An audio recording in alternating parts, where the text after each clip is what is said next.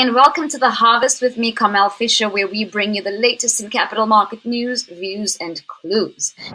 In today's weekly roundup, we look at university protests, the biggest we've seen since the 60s. We also take a look into the proposed tax increases for 2025 by the Biden administration. We look at understanding inflation's impact on the stock market and concentrate on a little more AI developments, from AI-piloted planes to increased cyber attacks and the latest trends in cybersecurity. You did not want to miss this. According to NBC News, once champions of free speech, colleges crack down on pro-Palestinian protests. It's been a few weeks of arrests, suspensions, and cancelled commencements after another. What should have been a season for celebrating the waning academic year is being overshadowed by a tug-of-war between college students who oppose Israel's military actions in Gaza and university administrators cracking down on widespread protests. More than 2,600 students have been arrested across the U.S. in recent weeks, as universities that were once havens for free speech contend with escalating campus unrest, including violent confrontations with counter-protesters and aggressive law enforcement officers. More on a new poll that reveals surprising student sentiments. Joining us now, the CEO of the data intelligence company Generation Labs, Cyrus Beschloss. His group is out with new polling first published yesterday in Axios, examining how college students are feeling about the ongoing protests at their campuses across the country. Cyrus, what did you find in your polling? Yeah, I mean, we've seen the steady stream of footage out from college campuses. We went into the field to test the assumption that this was the number one issue driving young voters. A company, Generation Lab, we have got the largest frame of young people, 2 million young people across the country. We did a poll of 1,250 college students across hundreds of campuses to see, how important is Gaza? We've seen the footage, obviously. What we found was number one issue, not Gaza. It was, number one was healthcare, number two was student debt, number three was the economy. Gaza came in last. So very consistent with the polling that you mentioned. I think the big thing to consider here is young people tend to look at this issue a lot like the rest of the electorate. Follow on that was you asked these students, have you actually participated in these demonstrations on campus? And what did you find? Exactly, yeah. 92% have not participated in those protests. It's only been everything that we've seen on the screens in the last few weeks. That's about 8% of college students. And so very, very, very slim minority. But of those who have not protested, which again is 92% or so, 4 to 1 or so are favorable, are sympathetic to the Palestinian cause. We take a look now at the proposed tax increases for 2025 by the Biden administration. According to the White House fact sheet, the president's budget cuts taxes for working families and makes big corporations and the wealthy pay their fair share. Since taking office, President Biden has fought to build a fairer tax system that rewards work and not wealth, asks the wealthiest Americans and largest corporations to pay their fair share, and requires all Americans to play by the same rules and pay the taxes they owe. He has already secured historic legislation to make our tax code fairer, from enacting a corporate minimum tax so that billion-dollar companies can't get away with paying $0 in federal income taxes, to giving the Internal Revenue Service, the IRS, the tools it needs to make wealthy tax cheats pay the taxes they owe. President Biden will fight to stop Republicans' plans to add trillions to the deficit, with tax cuts skewed to the wealthy and largest corporations. Republicans would rather add trillions to the national debt than take back even $1 of the $150 billion annual rate cut corporations received under President Trump. More from CNBC. Biden released his budget today, and now we're learning more about how he plans to pay for his priorities. Megan Casella has brand new details on that. Hi, Megan. Hi, Contessa. That's right. President Biden needs to find a way to pay for that $7.3 trillion budget he released earlier today. And it turns out he's going to be looking to corporations and the wealthy to help cover the bill.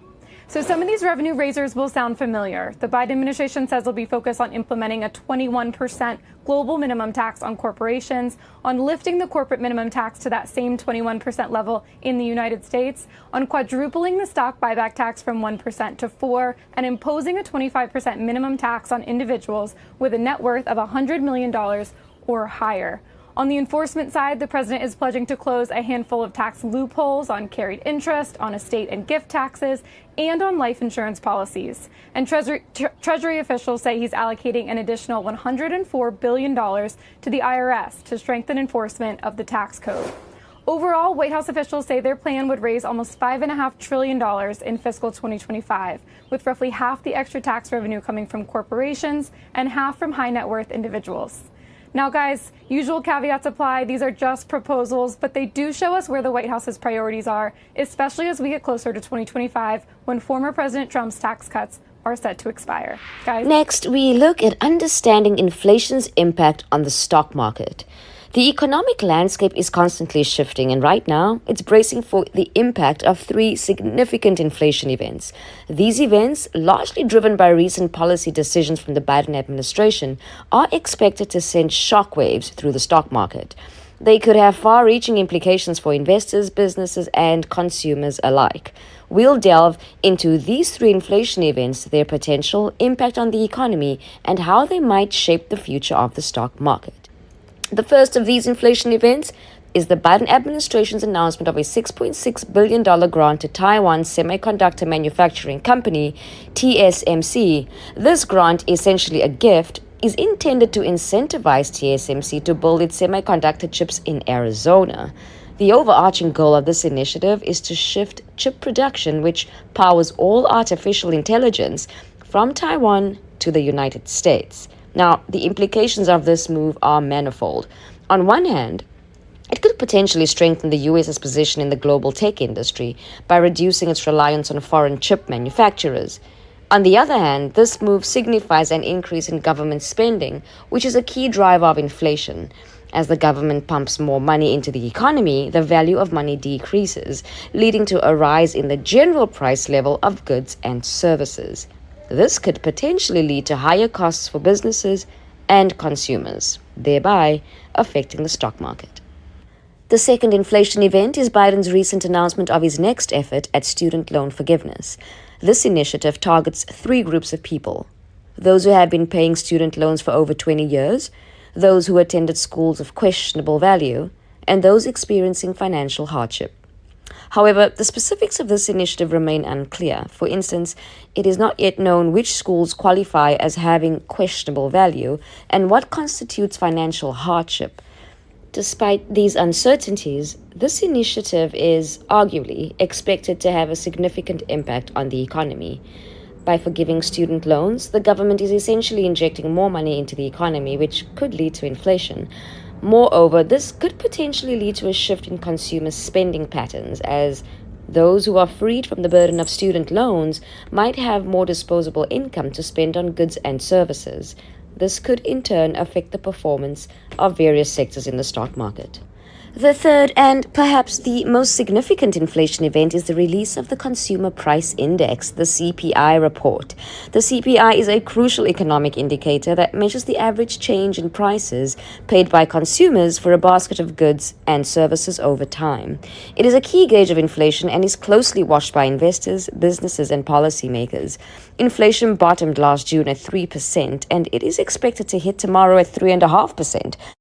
This anticipated rise in inflation could have a profound impact on the stock market. Higher inflation can erode the value of future cash flows, making stocks less attractive to investors.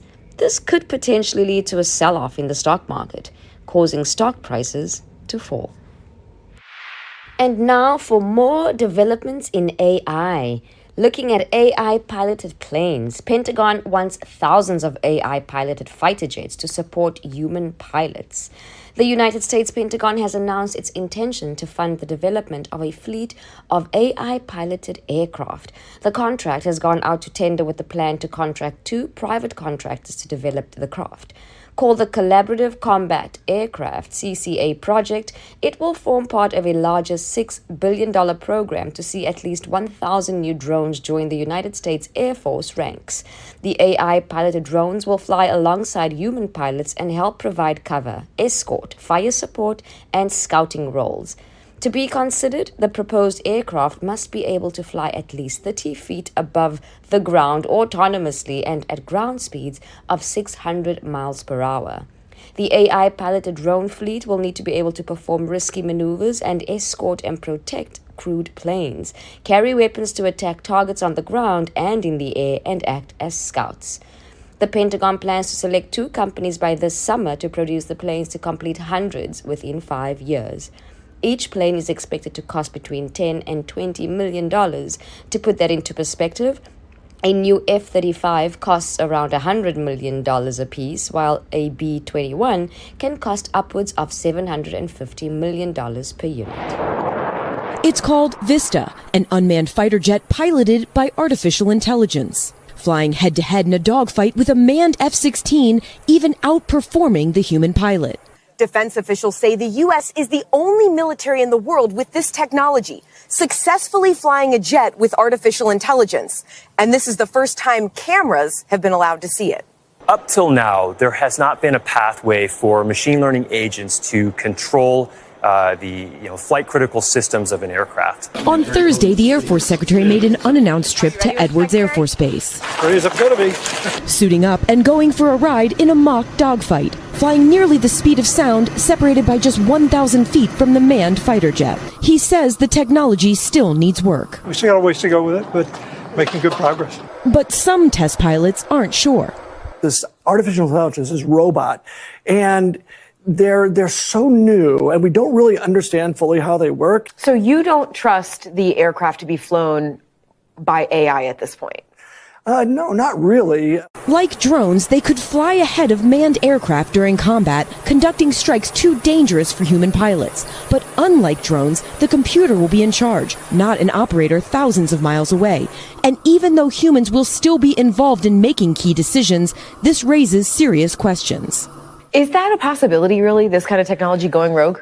I think it's too early to say it is or it isn't. Do you ever see a point of fully autonomous weapons? So U.S. Air Force aircraft that are fully autonomous weapons? We're not going to unleash killer robots on the battlefield to kill anything they want. That's not going to happen. We're going to make sure that we comply with the laws of war. Kendall says the future is not far away. AI could be in cockpits in the next few years. Computers flying missions once considered too complicated for anything but the human mind, soon changing the face of combat aviation. Courtney Kuby, NBC News, Edwards Air Force Base. Now, with more AI comes more cyber threats. The landscape of cyber threats will include more sophisticated artificial intelligence techniques, such as advanced phishing campaigns and deep fakes, for which organizations must prepare. Not good. And the pros who follow this sort of thing say, of course, the threats are increasing in this year in particular because of the election. So let's talk about it. Sean Henry is a former FBI executive assistant director leading criminal and cybersecurity investigations worldwide, and he's now security chief at CrowdStrike.